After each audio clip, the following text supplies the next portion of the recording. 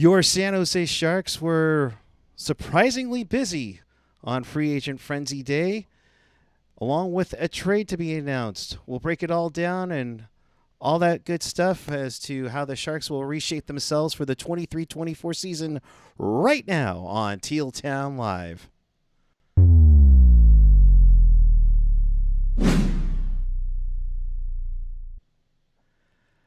Good evening, everyone, and happy Canada Day to all those who celebrate. It is July 1st, 2023.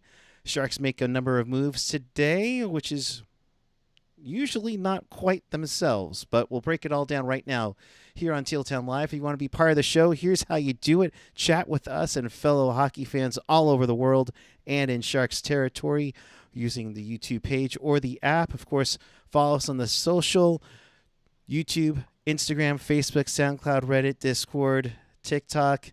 Who knows about the frickin' Bird app right now? And, of course, find everything at tealtownusa.com. You can also support the pod via Venmo at tealtownusa or here on a super chat donation. And for those in the Discord, fuck Twitter, fuck Elon Musk. And with that, I say hello to Mr. AJ Strong. Are we live? Did we exceed the rate limit? I think we exceeded the rate limit, but, you know. Cool. Good night, everybody.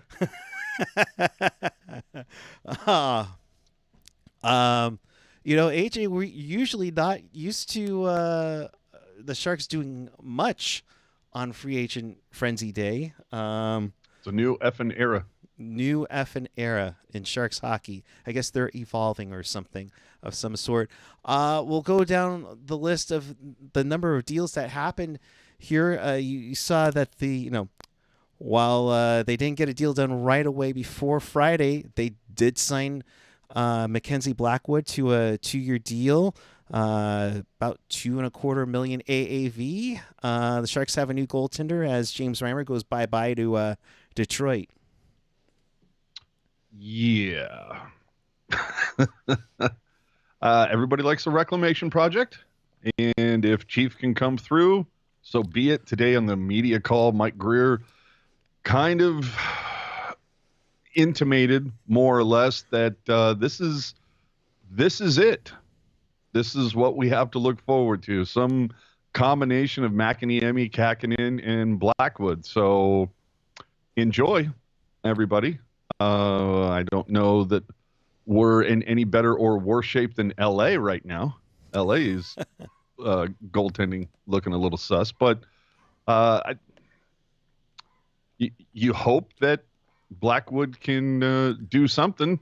And, you know, it seems pretty obvious based on the contract lengths and what we have here that this is Band-Aids. These are Band-Aids for right now.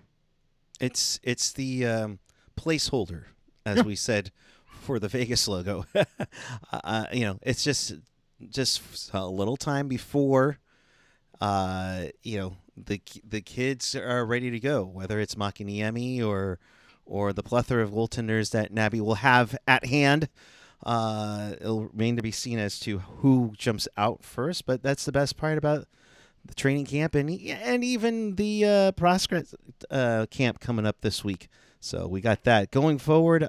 Kyle Burrows, 3 years. We're not done. Oh, you're not done yet. Oh, my bad. Done. I was just trying to let us continue your Canada Day jubilee. Well, go ahead.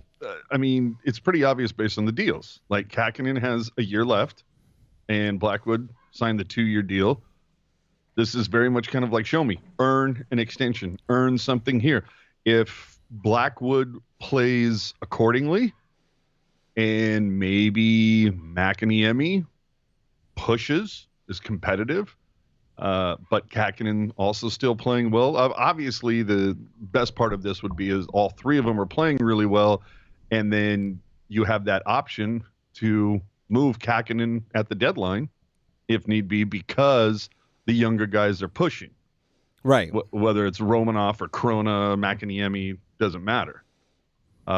I do think it's rather telling, though, that Gaudreau said, "No, this isn't a fit," re-enters the draft and doesn't even get taken. Kind of interesting. So whoops. Yeah. So I think If the defense in front of the goalies is a little bit better, maybe we can pad some stats on these goalies. We'll see. Yeah, we'll see. Going through the chat here, Racist Fan Rocks 4. I see the Sharks as a team got a lot of guys who could trade at the deadline and get more draft picks. Yep. The Choo train loved you when you played. How many more chances are we giving Nabby? I think if we don't see any upside this year net, then we need to hire a new goalie coach. And completely agree. Yeah. And I'm a huge Nabby fan, but the Warren Strelo magic did not rub off. I completely agree on that. So we'll see what happens. But at least for now, like you reiterated, it's a Blackwood Kakinen, start the year, and we'll go from there. So we'll go on from that. Moving onward to Kyle Burrows, 3-year deal, 1.1 AAV. Played with Vancouver last year. 98 games in the National. Nice little cup of coffee, but depth move. I would have to assume. Depth move. Grier, for the most part. First off, again, intimated. We all know that these guys aren't going to come out and just say something. So, reading between the lines, it was the Sharks are somewhat solidified on defense. Now, of course, the thing that is a little, tightening around the collar is that a lot of these guys are at the 30 mark. Vlasic 36, Shimmick 30, Benning 29, McDonald 30, and Burrows 27. And we all know, for some reason, defenders tend to marinate a little longer, take a little while to go. And right now, the Sharks, 2, 4, 6, 8, 9 defensemen right now.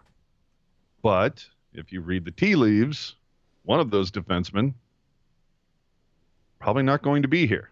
Yeah. The guy who just won that Norris thing.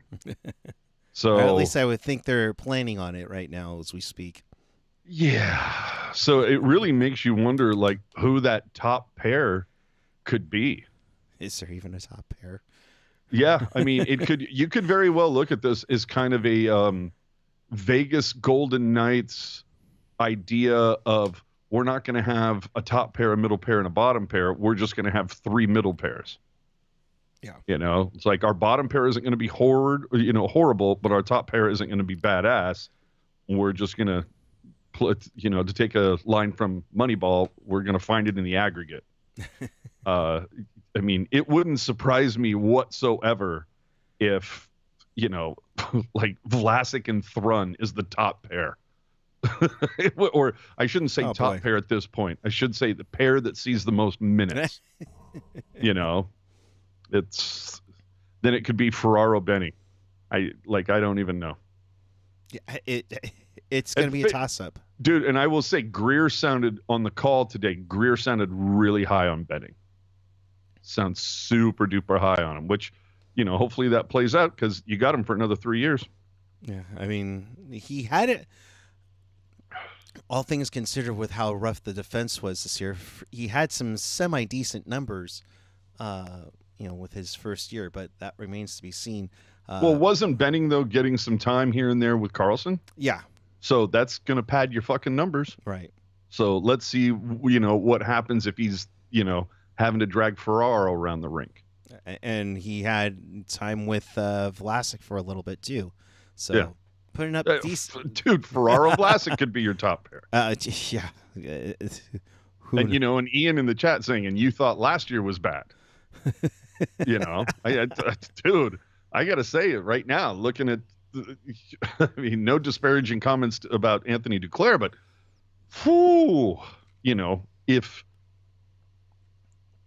Reimer didn't play well last season. Everybody knows that, but he still played better than Kakinen for the most part.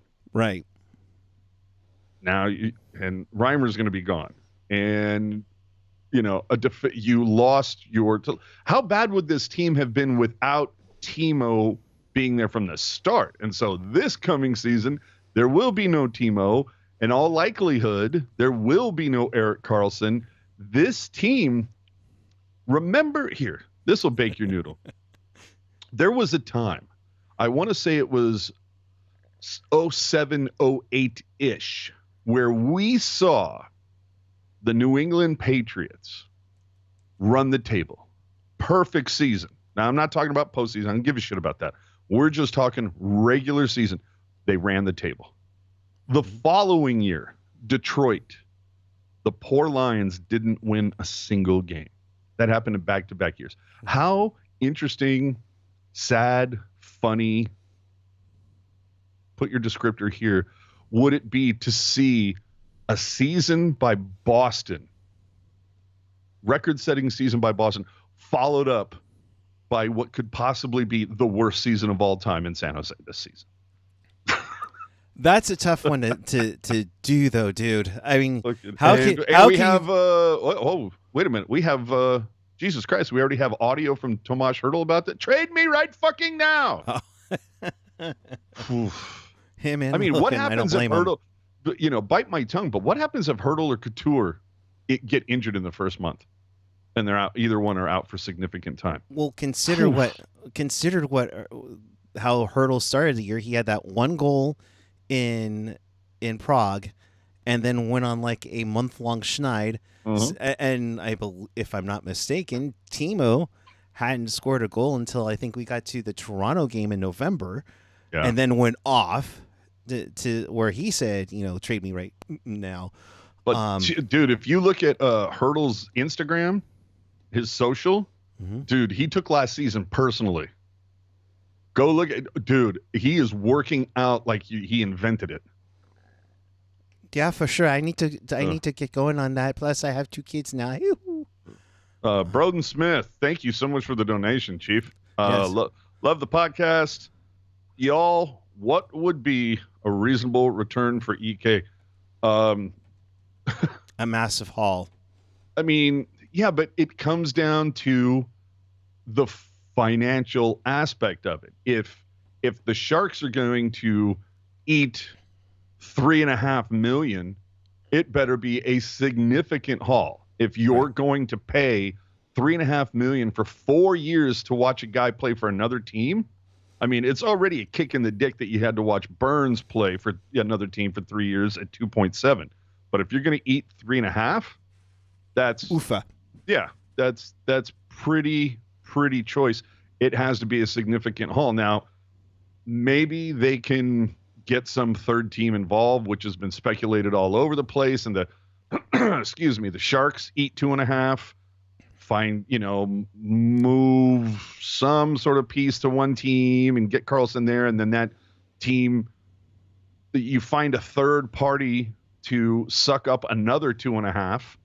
And all of a sudden you're getting, I mean, dude, let's be honest. Even if you suck up $3 million for the Sharks, Eric Karlsson is an $8.5 million player on any team. Easily. Now, yeah, easily. Especially. What happens? What happens all of a sudden if you're able to get another team involved, and you're getting that coin down that you're eating 2.5, and you find another team to hide 2.5. Well, shit, dude. Now you're talking about a $6 million player that is going to give you. I mean, if he remains as healthy and follows up last season, dude, a $12 million player for half the price, dude. Anybody's going to take that, but they're going to have to pony up. Right. And that's the one thing that I'm a little nervous about is that Grier, everybody, this is the thing with Wilson, and it feels like it's kind of this way with Grier so far, is maybe going too far out on a limb to make sure that a player is done right by, even if it kind of screws the franchise a little bit. And I understand that when players out there see that, they're of course going to say, hey, that San Jose, they do right by their guys. You know, I wouldn't mind playing there for a couple years because I know they're not going to screw me. So reputation, you know, versus the reputation that VGK has, where it's like could be out of there at any time. I mean, who the hell did they just move? Didn't they just move somebody who's like part of the Riley Misfits? Smith. Wasn't he a misfit? Yeah, to Pittsburgh. So like second guy who touched the cup. 2 weeks later, he's gone. Yeah. So, the dude, I would, if you're going to eat $3 million, which again, it wouldn't surprise me. This is going to be, at least in my mind, I know nothing, but at least in my mind, it feels like the Sharks have finally, they were the last ones to realize that they were in a rebuild. Everybody else saw that it needed to happen. They were the last ones to recognize it, unfortunately. Unfortunately, it's this, you know, you have everybody tell you, you know, you need to move on, and you're the last one to move on. Yeah. Which so, it's finding that balance of how much money you want to eat versus making it worth your while to eat that. Now, what also, of course, needs to be brought up, and Hockey Jerk will be the first one to tell you this, is that after this coming season, the cap should go up about $5 million. All of a sudden, it makes eating some of that money a little easier. Yeah. Not to mention, you're also going to have some deals that are going to come up after this season. You know, it's LeBanc, a huge stand-up. Dude, contract year. This guy is playing for a contract. If this is the epitome of shit or get off the pot. Yeah. So he has got to play out of his mind this season. Then you've got Lindblom. Again, shit or get off the pot. Lindblom, I think, would be the first to tell you, had a horrible fucking year. Yeah. Horrible. Reclamation project didn't pan out. He's got one more year to prove it. Mm-hmm. And, I mean, if he sucks again, dude, he's not even going to be a trade piece at the deadline. It's going to be, thank you for your services. Good day. We tried. Just like Noah Gregor. Yeah. But by that time, though, after one more season, you're going to have, you would hope after this season that Eklund slides in, maybe Bordelot makes a bit of an impact. Mm-hmm. Maybe some other guy surprises the hell out of you between dev and training. Right. You know, maybe every once in a while, there's always that kind of guy who just kind of like, whoa. Where'd that come from? Yeah, you didn't expect. Who was it? There was a guy like 4 or 5 years ago that like nobody was talking about, and just like made a huge impression at camp. I'm trying to. Was that Knyzhov? There was. Is it Knyzhov or Knyzhov?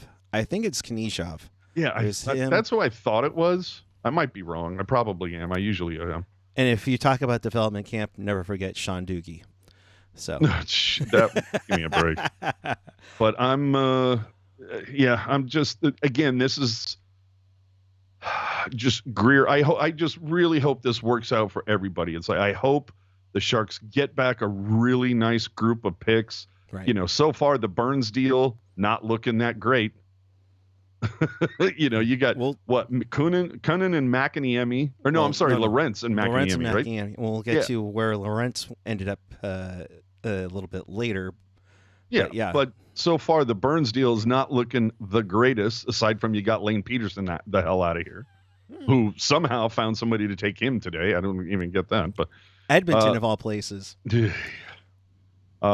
And it was weird how they had Nieto going to Edmonton for like 5 seconds and then boom, Pittsburgh. But whatever. Yeah, no, totally. So it's going to be a real hard balancing act, but hopefully Karlsson gets to where he wants to be. The Sharks don't have to eat a ton of money, right? But they get back, a king's ransom. I don't think it's going to be anything like what the Sharks gave up to get him. Yeah, but if they get some pieces, we're going to be happy with that. But look, I think I'm validated in saying that I never liked the Karlsson extension. I think that's, I think that's really well known. I've never known. Yeah. I hated understood the trade at the time, wasn't a fan of it, but I understood it. I got it. Right. The extension I thought was ridiculous. You didn't even make him sweat. Like, you signed it 2 weeks before the deadline. And I don't know that there were too many people knocking down that door, but either way, I wasn't a fan of it. And I think, if you sign an 8-year deal and both parties are like ready to pull the cord after halfway through, in hindsight, wasn't a good play. And you have to wonder where both sides were thinking that this organization was at. I think they knew they had to get some more youth injected once it was signed, but at the same time, they overvalued the prospects a bit. Now the prospects have been coming, but well, you still have some didn't time. help. Yeah, COVID. Oh, yeah, and that threw a monkey in the wrench. That I think was the biggest thing is COVID, because we should have been over $90 million with the cap by now, and that would have made that deal a little bit more pleasing. Yeah, but you get some relief after this coming year. The buyout for Martin Jones, it goes from 2.9 to 1.6, so that gets halved. The Balser's paltry $300,000 comes off the books. So you're and again coming up. What you're going to have to make a decision on Lindblom. So right there, I mean, LeBanc coming off. There's 4.7.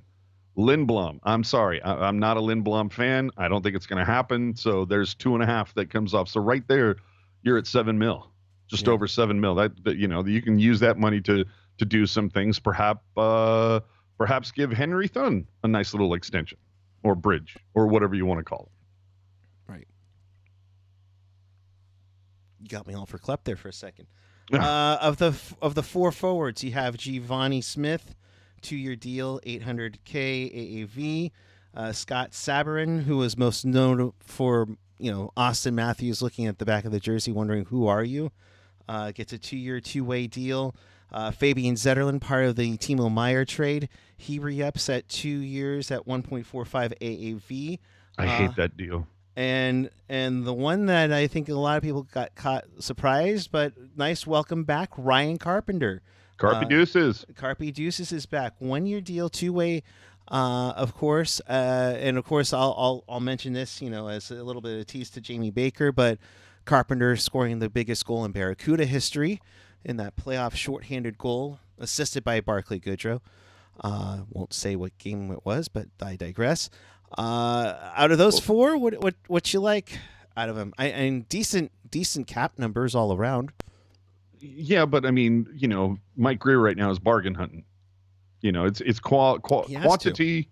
Yeah, quantity over quality right now. It's bargain hunting. It's driving competition. Everybody's going to have the opportunity to push somebody else out of a job. That's great. Right. But based on Grier's call today, it sounded as if like Carpenter and Sabourin, they're going to have every opportunity to try to, push somebody. Mm-hmm. But it sounded like this kind of benefits everybody in that 2-way deal. They're going to bring leadership, professionalism to the Barracuda. They're going to keep that there. Obviously, Carpenter already has relationships with Joe Will, McCarthy. He's familiar. So it's going to be an easy slide. Right.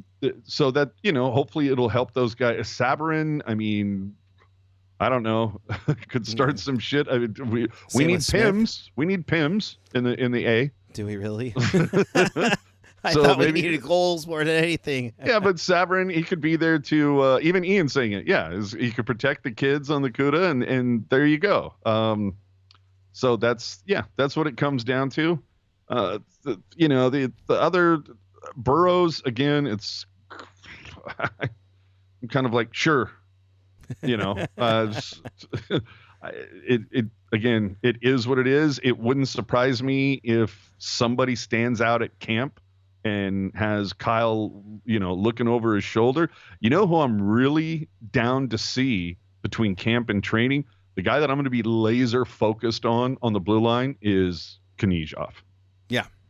Let him get that full camp, because he was up and down. He had glimpses of like, oh, there's that guy. And then he would teeter a little bit and you go, well, fuck, the guy hasn't played in 18 months. What do you expect? He's still getting his legs under him. Yeah. So, I mean, if he's on the Tomasz Hurdle fitness program, dude, like, dude could come in on fire. But yeah, that's the guy that I'm really super focused on. Oh, and then when we were talking about money coming off the books, the other name that I forgot to mention, besides LeBanc and Lindblom, is, I mean, talk about elephant in the room, Radim Shimmick, Redeemer, my buddy. I've been rooting for you for so long, but it's clear that it's, he's going to be the 6'7" guy. And let's hope his head is okay. I mean, he dealt with 2 head injuries this past year, and if he takes another one this season, that's it. Just call it. Yeah. Stay healthy. Stay safe. That's the tough one. So we'll see how it goes. Ian saying Carpenter probably wears a C with the CUDA, but I wouldn't be surprised of him making the Shark squad too. Dude, Jim in Florida, a reporter asked Dubas about the Penguins currently being over the cap. He laughed and said, "You mean cap friendly? I know how to manipulate the cap. We'll be fine." And so Jim is saying, don't be shocked about Karlsson. I'm not shocked about Karlsson. It does seem, if you look at the moves that the Penguins are making, especially if they're the front runner for Karlsson's services, which as it stands right now, it sounds like they are. Like Seattle and Carolina sniffing, but it sounds like the Pens are in. Dude, it feels like the Pens are going to try to do all they can to like get one more for Crosby and Malkin. My question is that if you're going to get that one more, doesn't it feel like the Sharks in 18-19 where they think one more with Jumbo and Pavs and Burns? Oh, holding on to guys beyond their best by date is by all means not an original idea. No, but I mean, do you think it's going to be Pittsburgh? And if so, let me ask you this. If so, you better not put... No, you better not... No, my point is don't get that pick lottery protected. Let them risk. Let them risk the first, like the Sharks did. And dude, ever since Stützle, dude, it seems like every first round pick, it's automatically lottery protected. We'll see what happens. Top 2, top 5, top 10, yeah. Well, if you think about it, though, I mean, I remember Ian talking about this as we came up on the last deadline. Dude, the East, it's funny to see. I mean, of course, we didn't want to see the Golden Knights lift the cup, but It's funny to see that the cup ended up in the Pacific Division after the arms race that both, both divisions in the East had. And you look at, it's still an arms race. Carolina out there trying to, I mean, if they get Karlsson, I'm gonna lap my ass off and go, yeah, Karlsson and Burns worked so great last time. But Carolina, I think you would say at this point is, and Timo getting a full season, because Timo did not have a good playoff. No. So he gets a full season. He finds his legs. And, after he got the bag, might be a little, now that the pressure's off, maybe he's a little more comfy. Who knows?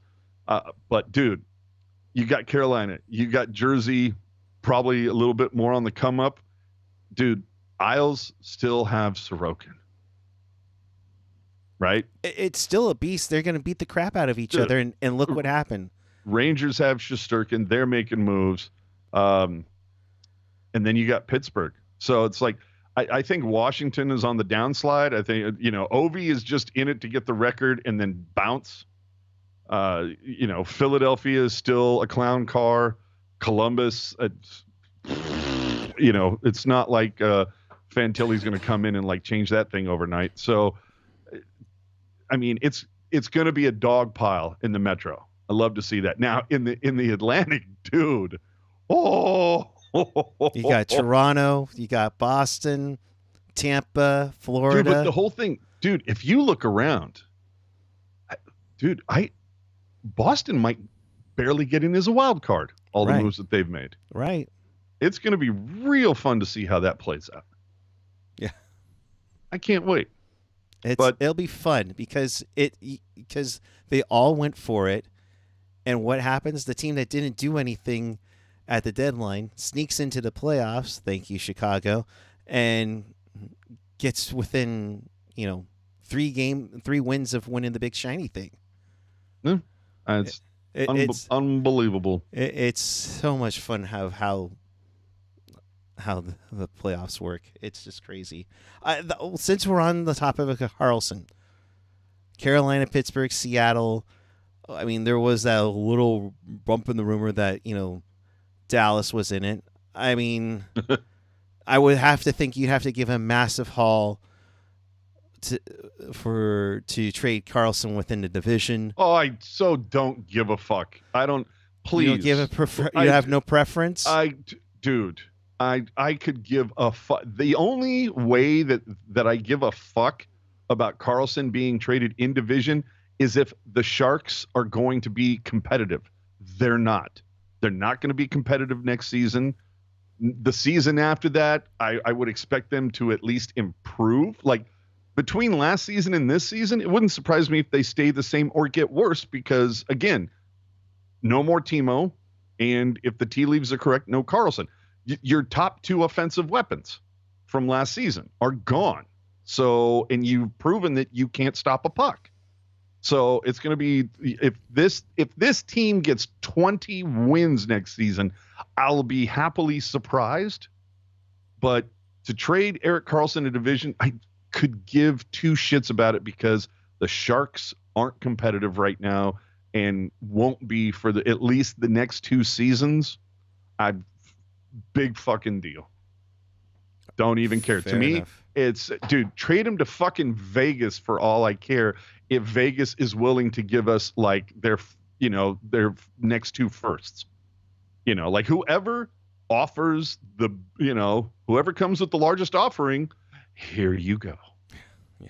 Don't care. So looking at some of the comments in the chat, Hot Wheels 84, but you could imagine Burns and EK65. That would be so great. Yeah. I roll emoji. So great in San Jose. And here's the other thing. And Dmitry Orlov went to Carolina today. So there's run it. Ian saying the Metro's a fucking gauntlet. Jim in FLA. The Penguins have their next two number ones and can shed Granlund's $5 million and Carter's $3 million with the moves they made today. I wasn't the biggest Lorentz fan on the ice, but I will tell you off the ice, he was one of. I don't know that you'd meet a sweeter guy on the team.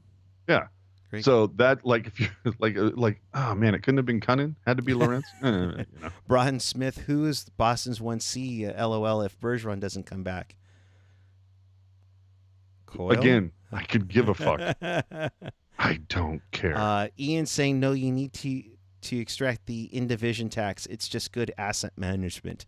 Oh, I mean, if you can, absolutely. But again, it comes down to whoever offers the biggest slice. You win. No. With absolute whoever eats the most hot dogs. Come, like on July 4th, Joey. Go Joey. But again, that's another one that I'm interested about is Luke Cunnin. Is Luke Cunnin going to be able to do anything? If he is unable to come back, as far as I know, I mean, hopefully he will be able to. But if someone pushes his ass out of a job and it's like, well, there was another like deal that kind of, what did we trade for Cunnin? Was that Leonard and like a pick? Yeah. Eek. And I mean, not that Leonard, John Leonard wasn't even qualified, right? No. Yeah. So it's like, what did we give up for? Was that a third rounder, right? I believe so. Yeah. So, and granted, I know they're all lottery tickets and blah, blah, blah, but either way, it's just kind of like, yeah, it's like, if Cunnin doesn't come back and, right up there with like at least Lindblom was like a FA signing, right? Right. Yeah. So After it's like he got bought out by Philly. Yeah. So if like Cunnin had been an FA signing, I'd been like, all right, fine. Yeah. Price of doing business. But the fact that you give up a pick and it's like, ugh. And I get it. Injuries aren't the player's fault, but no. But speaking of picks going in a trade involving the Sharks, the trade today, Steven Lawrence in a 2025 fifth rounder going to the Panthers for Anthony Duclair. I've always liked Anthony Duclair's game, but he can get a little hot or cold, and then injuries do become an issue every now and then. But like we said, Steven Lawrence, great guy off the ice, got to career high 10 goals, and I think he's going to be a nice fit for Florida overall, but surprised by this move. Obviously a cap dump for Florida, who Well, picked up yeah, nearly 12. Florida's or almost 2 million in cap space with this. Yeah, it's clear Florida's got some irons in the fire. There's talk about them like going after Bertuzzi or Tarasenko or some other name I saw bandied about. So I mean, Florida clearly not done. It was a fifth. Fifth. You get next year's fifth. 2025. 2025. Okay. Yeah, I mean, I don't really have a problem with this. Grier has him, this is a 3-time 20-goal scorer. He says that he thinks, Duclair is going to slide into that top 6. I guess post him with Couture and Barabanov. Yeah. Well, no, but I always feel like Barabanov, for whatever reason, finds more success when he's paired with Hertl.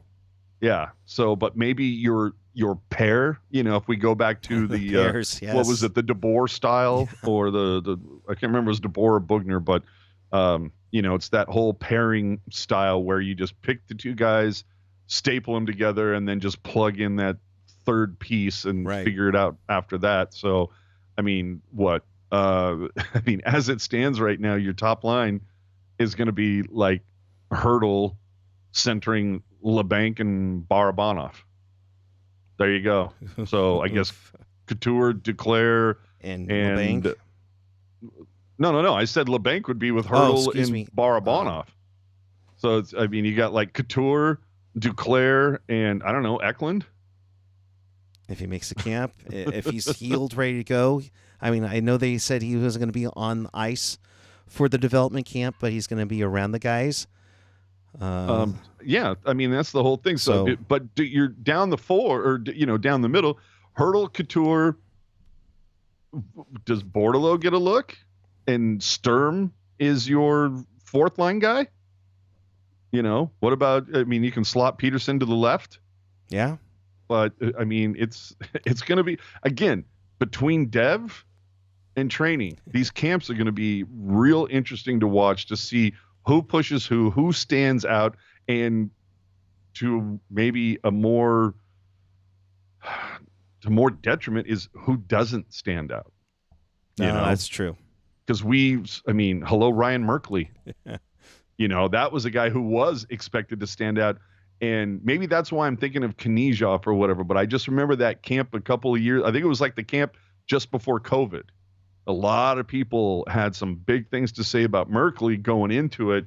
And then it was like, where is this fucking guy yet?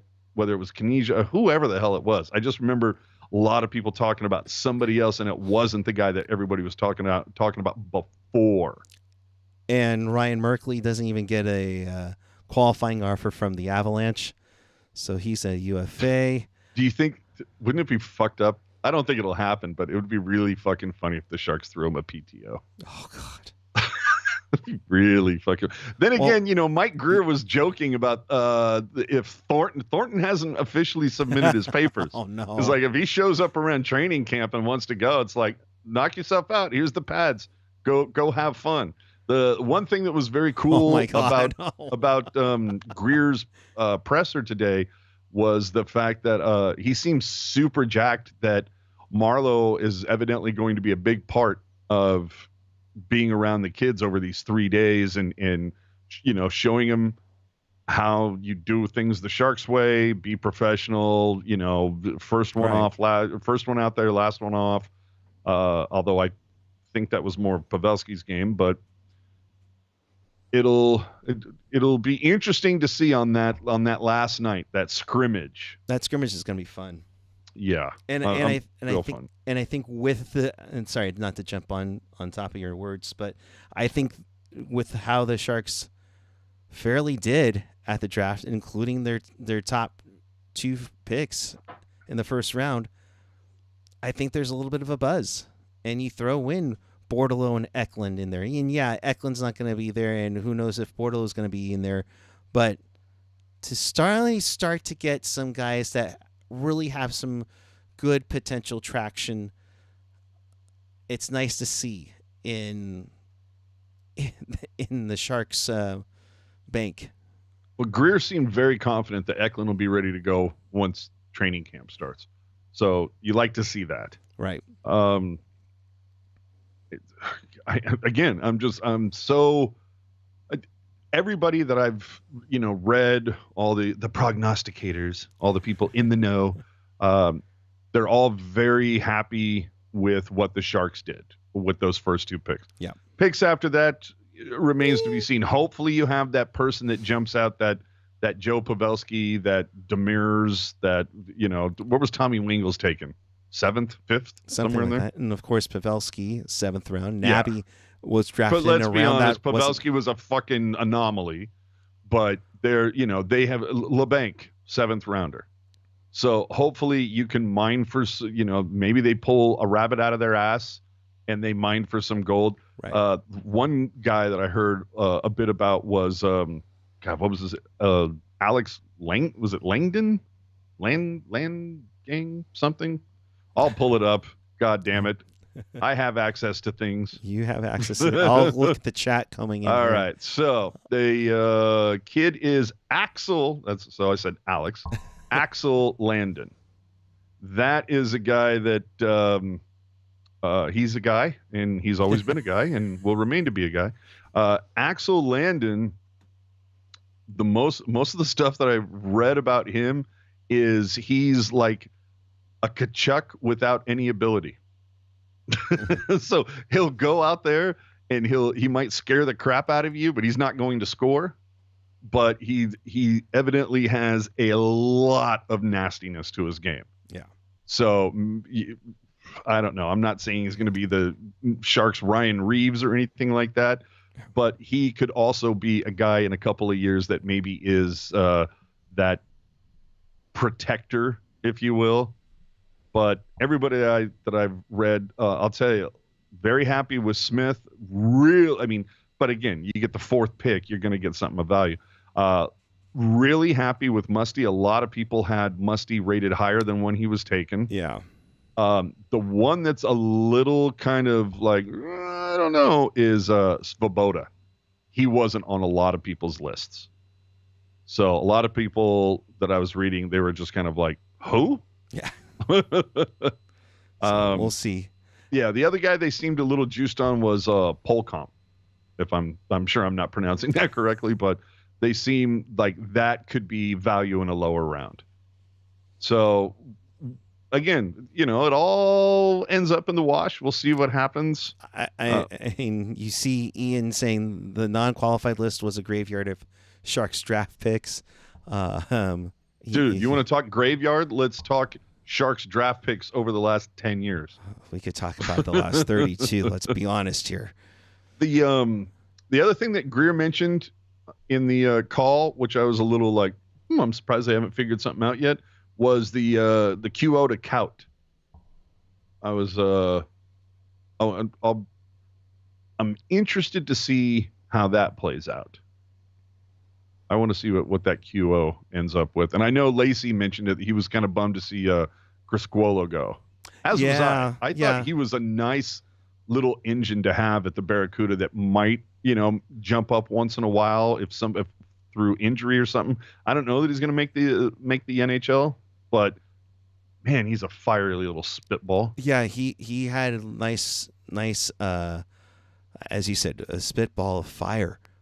Even with the Cuda. I mean, the first game after he was traded for Weatherby went off. Was great. Oh yeah. Oh, and Ian bringing up Luca Cagnon. Yeah, that was another one that people said like that could end up being something that hindsight, of course, is a mother. That could be one where people go, how the hell did he slip that far down? Right. So expecting all your 7ths to be Pavelski is a lull. You think? Yeah. Sharks Jewels. Musty is Steele calling it now. So a lot of to be fair, Jewels. You're not the only one saying that. No. At this time, but it's a promising one, and yeah, Duclair is a guy, and Jules also says this in here. You can flip for a second at the deadline if things don't go your way, or you're not re-signing Duclair. So, it's going to be fun, and that's the other thing I like though is that some people go, Duclair, he's tailing off or whatever. I mean, say whatever you want. It's only $3 million, and it's only for this year. Right. And again, it's that old joke of give me a team filled with guys who are on their contract year, and I'll win you the cup every time. Like, you're talking about Anthony Duclair, 27. Okay? 27 on the last year of his deal that is paying him $3 million. Yeah. And he will be 28 in about a month and a half. Yeah. So tell me that guy isn't super fucking motivated to get his final bag, or at least get moved to a place to get the bag. Right. And he's been moved around a lot, and he can definitely contribute again. I remember Duclair being a Blue Jacket, wasn't he? He was a Blue Jacket. He was a Senator. He was a Blackhawk. Blackhawk. There are certain guys, though, I always associate them with a certain team. And for some reason, Duclair, I always associate as a Blue Jacket. And I don't think he was there for that long, for that matter, too. He must have. Well, that just goes to show you the little name value that has ever played in Columbus. That's true. I don't know. There are guys that I really. LeBanc, play for the bag. Duclair, play for that bag. Barabanov, my man, 29 years old. Brother, play for that final bag. Because Barabanov, he might get like maybe a 4-year deal. And he just turned 29. And I gotta say, hey, Toronto, how's Ante Suomela treating you? Shimmick. I mean, dude, just play for a fucking contract somewhere. Yeah. Dude, Shimmick, let's be honest, Shimmick should just go back to the Euro. Just go to the European League, but just take it easy. Only if he's okay. If he's okay. So, anything else to add? I think we kind of covered it in here. I mean, again, Grier said Duclair is going to have every opportunity to fit in the top 6. Now, of course, when I'm hearing that, I was just going to be like, oh, because there's so many to choose from. Well, we also, let's be honest, we also did say that about Lindblom around this time too. Yeah. Like, my God. Yeah, I forgot about that. Yeah, Lindblom was projected to be top 6.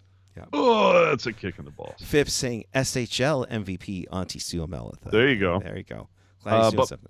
Mike Grier on Duclair said, it's a feeling out for both sides. Oh, for sure. Of course, the Sharks need to replace some offense. You think? And evidently he, checks a lot of boxes. He plays the right way. If I never hear that again, it'll be too soon. It was like, it's right up there with Todd McClellan's "We lacked polish." I got so tired of hearing that. Oh, the same thing with Dean Lombardi back in the day saying we want grit. Yeah. Which is sounding a little bit like Mike Grier right now. He just uses a different term.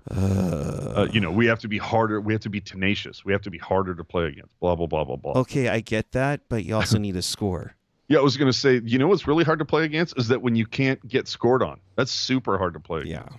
Yeah. But Blackwood said he felt like he had bad luck when it came to injury, and we're confident he'll be in a good spot when camp starts. Again, I love a reclamation project. Dude, Alex fucking Stalock. Yeah. Okay. I love a feel-good story. So if he's able to turn it around here, I couldn't hope for anything better.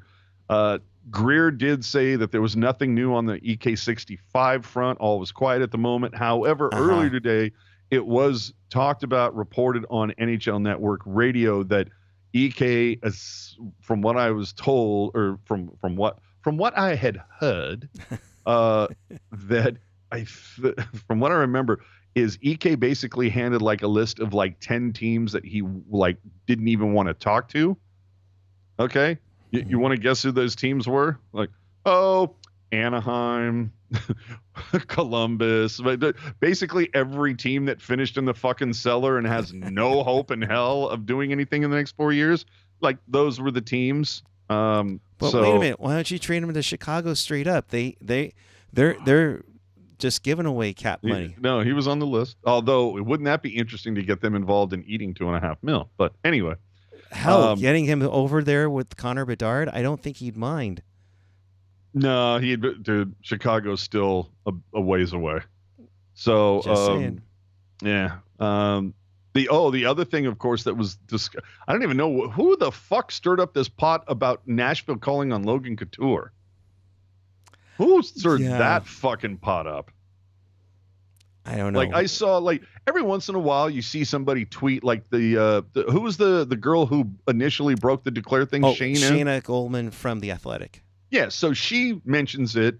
Then you see somebody else, whether it's LeBron or Drager, whoever, Pagnotta, somebody comes in and kind of says, can confirm, or I'm hearing something similar or whatever.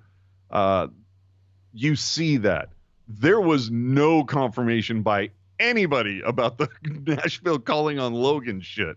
And Grier today said, like, call all you want. We're not moving the dude. So... unless it's ridiculous, yeah. Well, I think it's a case of Couture. They're going to ride Couture. Like, that's going to be their ride or die until Couture comes in and says, get me the fuck out of here. Train me right fucking now. Yeah. Now, that being said, Couture has 4 years left. He might start getting the EK65 itchies to get the hell out of here and hoist a big shiny thing. Right. So we'll see. But, oh, man. Couture, my brother. At least that whole time that, like, Thornton was here, like, they only missed the playoffs, like, once when he was on the roster. Whereas Couture, fuck, you got to feel bad for that fucking guy. Twice, I think. What? 14-15 and 19-20 for Jumbo. Wasn't Jumbo in Toronto by then? No, it was the following year he went to Toronto. Either way. For all the time he was here, it was like playoffs were fait accompli. Right. Couture, he might be like, ooh, I'm known as a playoff performer. I don't know if Dallas is going to sign Pavs for another year. Maybe I can take his spot. I can see it. The other thing about Noah Gregor, he was quoted, Mike Grier said, Gregor did well, but he just didn't fit what we were looking for. We wish him the best. I'm sure he'll find a landing spot. I mean, what, like Balsers last year? Yeah. Honestly, dude, I mean, Gregor and Balsers, are they both the best? I mean, I would say Gregor has better wheels. Maybe Balsers can, like, stick handle a little better. But, like, in the aggregate, are they about the same guy statistically? Sure. So, anyway. And I also mentioned, he only played in one preseason game for the Sharks, but whatever it was in that preseason game really screwed up Marcus Nittavara, and he retired at age 29. Which is just crazy. I feel bad for that poor son of a gun. But that's a rough one because they were open for him to be a decent guy for the Sharks last year and didn't even come close to sniffing the lineup. See, and that's like, I can give Grier a mulligan for last season's moves because I would say a lot of those things were put into motion before he even got here, and he just kind of had to sign off on some things. But so, like, the moves that Grier has made since the puck dropped last October in Prague, I don't hate them, right. And I think it's one of those things where it's like, well, he's still got to get rid of all this Doug Wilson shit and out of the way, and okay, fucking, it's like, you ever see the movie Armageddon, where they're like, they took the blueprints of Bruce Willis's, like, this big super drill thing, and then Bruce Willis shows up and goes, let me guess, you're having trouble because you couldn't read the fucking blueprints. And then he gets into it and he just starts ripping shit out and goes, what's this? And get this the hell out of here. That's like what Grier is going through right now. It's like, okay, get this the hell out of here. No. And it's just that, so the whoever said Nudavara, Lindblom, like those moves, I kind of just go, those are a little cringe. And again, the other thing that that we talked about, at least at some point in some fashion, I don't remember seeing Tim Burke anywhere near the fucking stage during this draft. Yeah. It makes me wonder if they finally decided to pull the ripcord, or at the very least be like, Okay, so we're going to give you a call when we want your opinion. Oh, boy. But you're largely ceremonial at this point, because, dude, I mean, just historically, look at the drafts that he was involved, over the last 5 or 6, before DW Jr. took the reins. It not good. Not a lot of ROI there. So hopefully he's able to flip that. And if Nabby, love you, dude, but if you have to be an ambassador for the team, a face that they can trot out on alumni night that everybody has a great opinion of, and he gives me the warm fuzzies or what, be that dude. Right. Just go be that, sign the autographs and be nice and be that guy. But dude, so far the proof is in the pudding, and since your regime, tell me a goaltender that has made it happen, Captain. Right.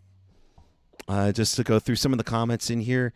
Not that Hedberg had much better. That's true.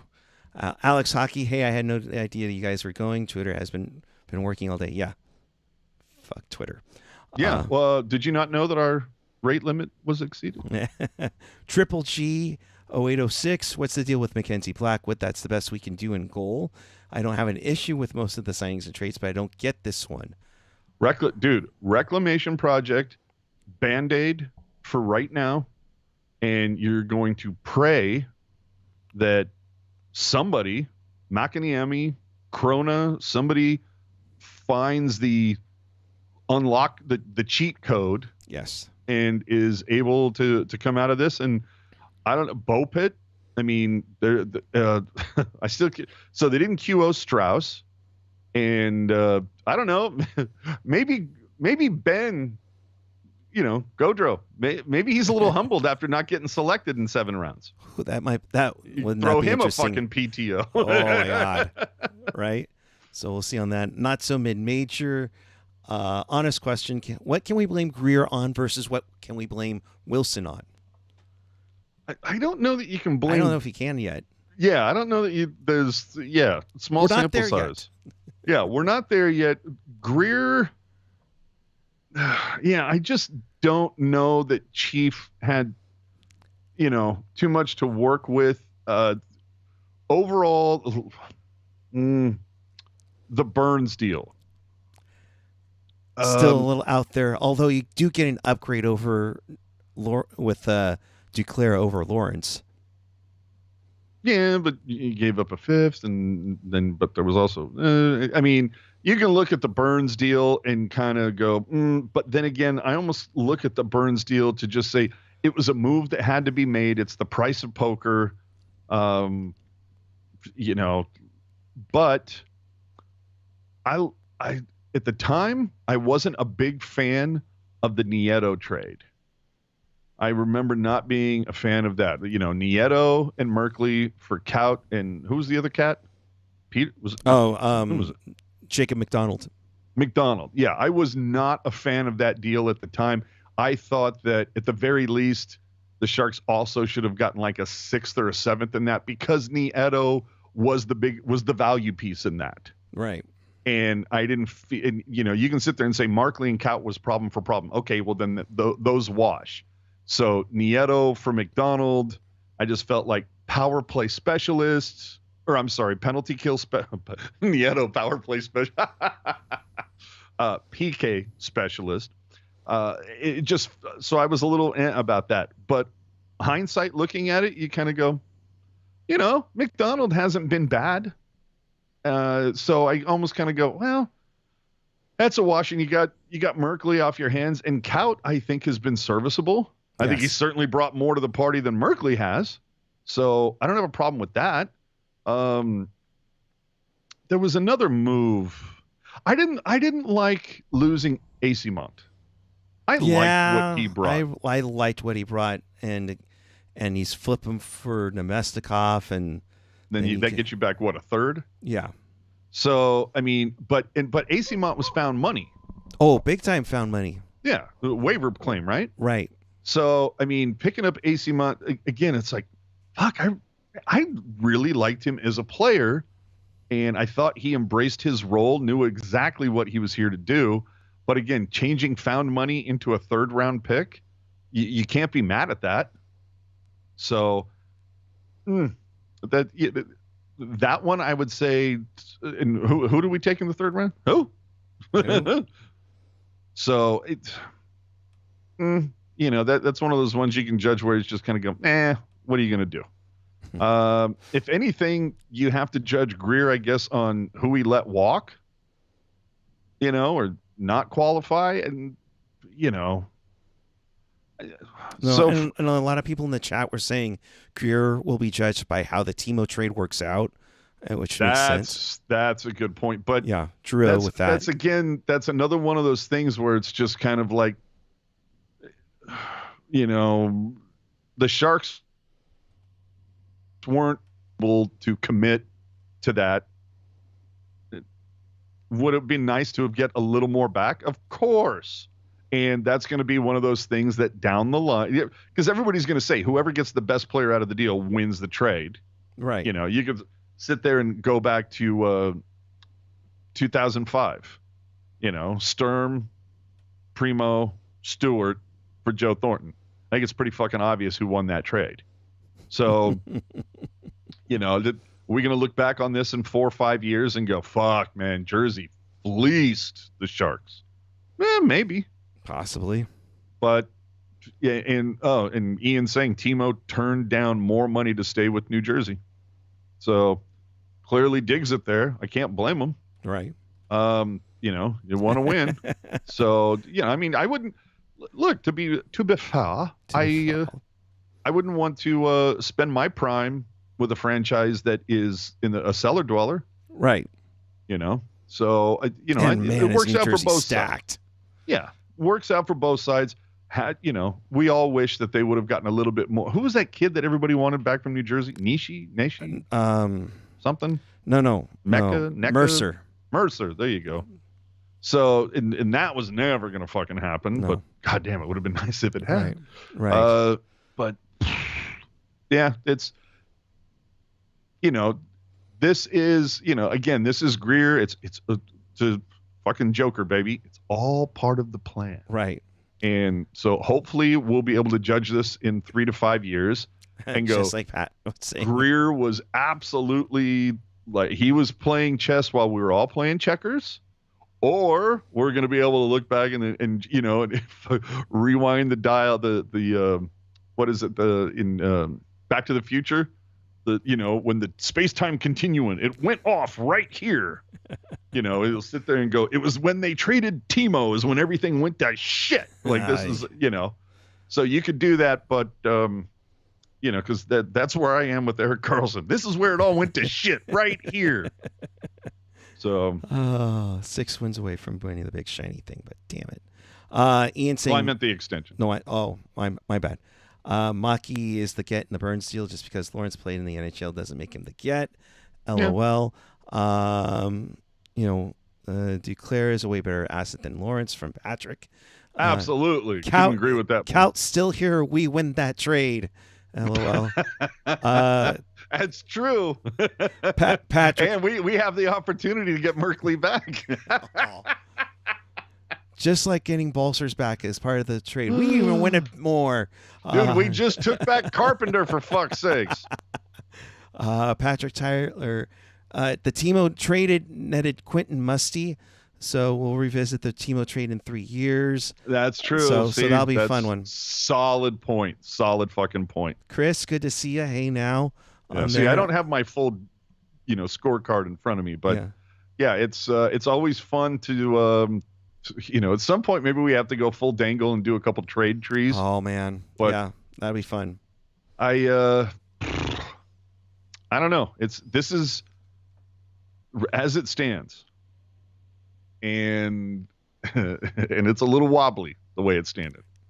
And if you take Karlsson out of the equation, this is going to be a hard team to watch this coming season. You thought, just like Ian said earlier, you thought last season was bad.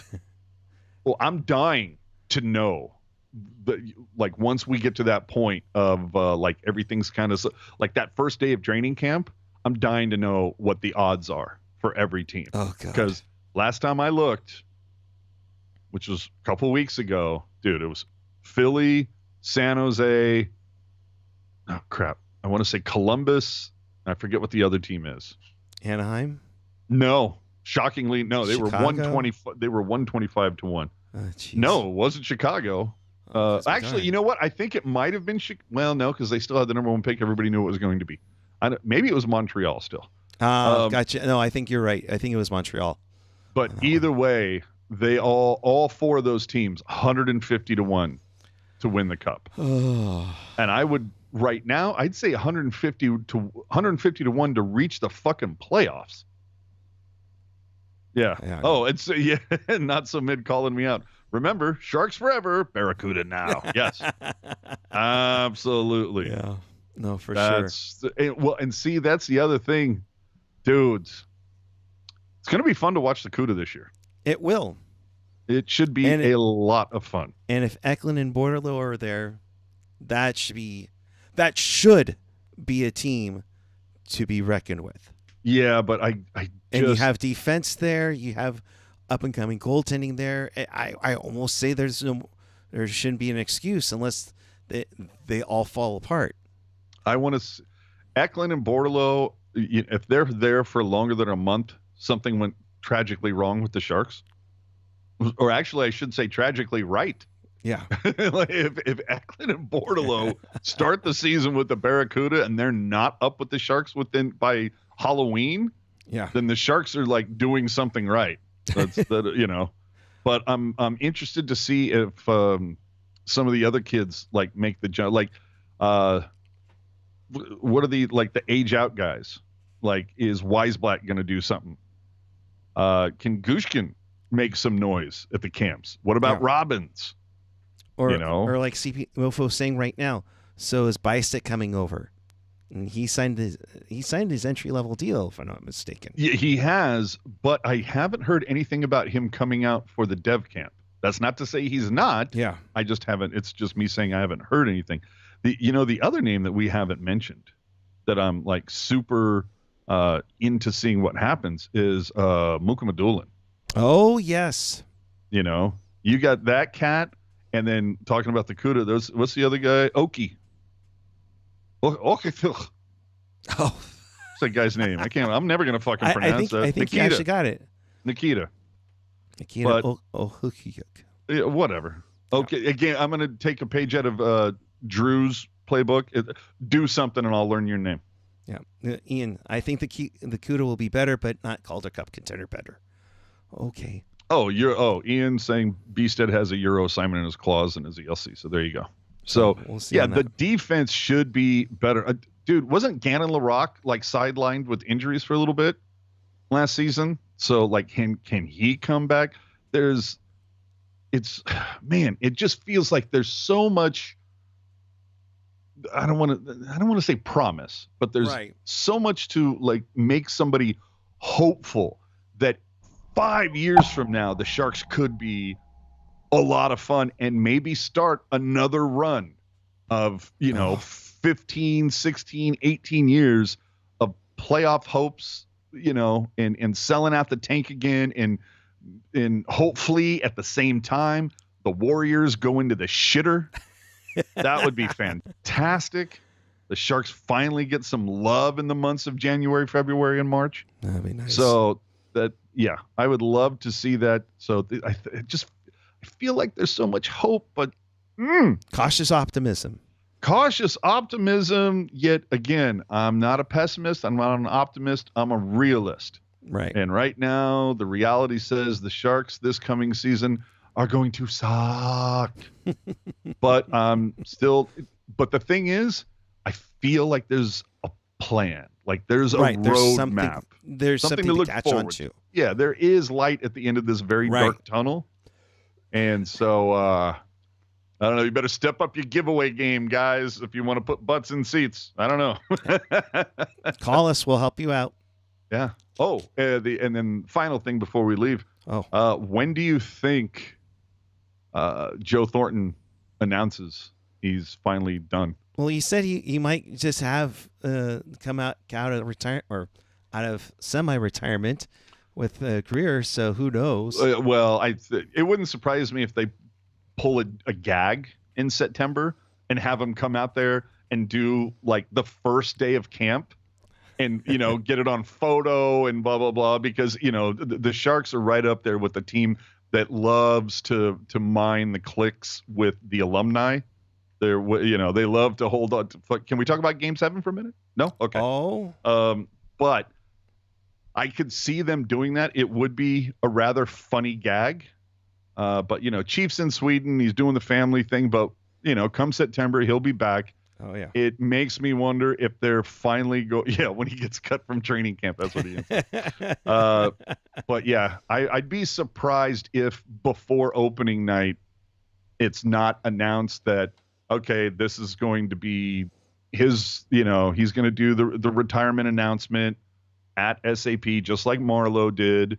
And then we'll find out next summer when the Thornton retirement game is. You would hope, because if they do it right, that was the thing that pissed me off a little bit when they did the Marlowe game before Chicago. Like, the dude has zero ties to Chicago, right? None. Zilch. Nada. It would have been really cool if they had done the Marlowe retirement thing with Toronto in town. You know, Marner, Matthews, that whole thing. That would have been cool. Yeah. Agreed. So, you know, they couldn't do that. So, but when they do his they got to do it with either Boston or Toronto, but it should be Boston. Yeah, I agree. But then again, you know, it was 20 years ago. Is anybody still there that he knows? Like, for Thornton, maybe it's not so big of a deal of who the hell it is. Yeah. You know, but Toronto would be nice. Yeah. Ian saying Joe is in Switzerland, and because he mentioned Game 7. Did somebody say Game 7? So there's that. What? There's what? Oh, don't worry. It played. So on that note, in case you missed anything, you want to watch this again, check us out on tealtownusa.com with your favorite podcatcher. You can see them all below. They aren't going away or going to, you know, give you a rate limit to listen to it. Of course, we also encourage you to smash that like, sub, and bell buttons on YouTube. It'll let you know when we go on. We went a little bit early tonight because we wanted to shoot the shit about what the Sharks did this Canada Day. Who the fuck is Giovanni Smith? And there you go. Ian, your final thoughts before we get out of here. Yeah, Ian, let's know. What are they? No, you just said, Ian, your final thoughts. Oh, I'm so it's summer break. So, Ian, your final thoughts. Who's Giovanni Smith? I was gonna if that's the case, we'd say when the Sharks do good, it's good. There you go. AJ, your final thoughts. My bad, bud. Again, there's hope at the end of the tunnel, but again, I'm not a fan of sitting there going, well, you know, if you listened to me a year and a half ago, but look, it's not an original thought. We've all thought that they were going to suck for a while. Again, yep. Sharks were the last ones on board with the rebuild. Everybody else was ready for it. But we're finally here, and it's going to get worse before it gets better, but it's going to get better. Right. And there's some talent here. Let's see where we're at in 5 years when you've got Eklund and Bordeleau and Musty and Smith making, Hurdle look like Vlasic. You know what I mean? Let's see where we're at when we have that kind of changing of the guard. Vlasic's out of here in 3 years. Hurdle's out of here in 4 years. And Couture, Couture's out of here in 4 years. Hurdle's out of here in what, 5, 6? 6. Jesus. Yeah, but it's 7. Sorry, 7. But, okay, but but he can be moved after year 4. Of course. So, or is it year 3? I can't remember. Anyway, there has to be a changing of the guard, just like there was a changing of the guard from Pabs and Marlowe and Thornton over to Couture and Hurdle, and it'll eventually shift happens. So we'll at least there's hope, Right. is what I'm saying. And hopefully all these guys pan out, because God knows it's about time for that pendulum of luck to swing into the Sharks' favor. God, would I like to see that. I want to see 20 years from now, Sharks fans desperately holding on to Smith and Eklund the way that they've held on to Marleau and Thornton for so long. Right. That's what I want to see. Right. No, completely agree on there. So for AJ, I'm Eric. You can follow us. Well, these are our Instagram handles. Who knows what Twitter's going to do tomorrow? So Twitter and Instagram. Yeah. Doesn't matter. But until then, we'll be back with you on Thursday night following the prospect scrimmage. And if you don't think it's going to get better, give your balls a tug, eh? And if you want to check out our draft coverage, Ian, Jules, and Mark did a hell of a job covering the draft for that. Of course, I think Sleepy, you were looking for us talking about the giveaways. We did that on our schedule show. So get caught up. Huh? There were giveaways? What giveaways? No, the promotion schedule. Oh, yeah. So, But speaking of giveaways, we're going to be he's doing literally some sort got of a prize closet, folks. Yeah, not even kidding. You're going to hear me climb into it when the season starts. I'm not going to do it now. We're going to be live from the prospect camp. Hopefully, we're going to be able to talk to a couple people.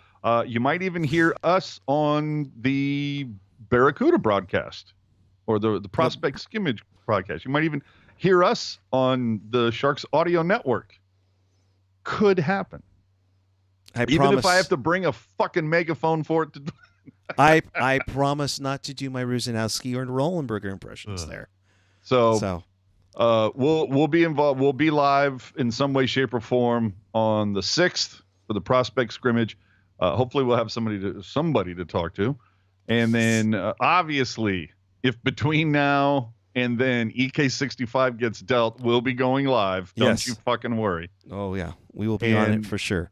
And then once the new season starts, we're probably at the very least we're doing a giveaway every pucknologist, and we'll probably do one at least once a week on one of the After Dark shows. Yes, lots to start. Let's just say we have Hurdle bobbleheads that were never given away unless you went to the draft party. These are the bobbleheads that were the scheduled giveaway for Fan Appreciation Night back in April of 2020 until COVID fucked everything up. Right. We also have a shit ton of those Sharks lunch boxes that everybody loves. And then another COVID giveaway that got shit on was the Jersey, the Black Uprising. Got like 50 of those. Which, if you remember correctly, AJ and Jerk were super excited for that game. Oh, we were fucking that. It was supposed to be against Boston. Still have the ticket. Have the goddamn ticket for it. So we're going to be giving away that stuff. And there you go. And you know what? And I'm not being a dick, but I'm just saying, we're not going to ask you to subscribe. We're not going to ask you to, jump through a bunch of hoops. We're just going to say, thanks for watching. If you want to subscribe or tell a friend, great. Appreciate it. But not a requirement. We're not doing, one of those. For the giveaway. We still want people to subscribe. Yeah, we still would appreciate it, but we're not going to make it one of those. Oh my God. It's not going to be some sort of telethon to artificially inflate our numbers. Now, I get it. There are other people that do that, and that's their jam. That's fine. I'm just saying, won't be a requirement here. Gotcha. All right. We like to do our own thing. And with that, until Thursday, get caught up on all of our content from this week. Keep it real. EK65 is traded. Or until EK65 is traded. Someone's kidding about it. Keep it real. Keep it teal. Keep it real. Wait, can you that smile again? Keep it real, teal, folks. Have a good one.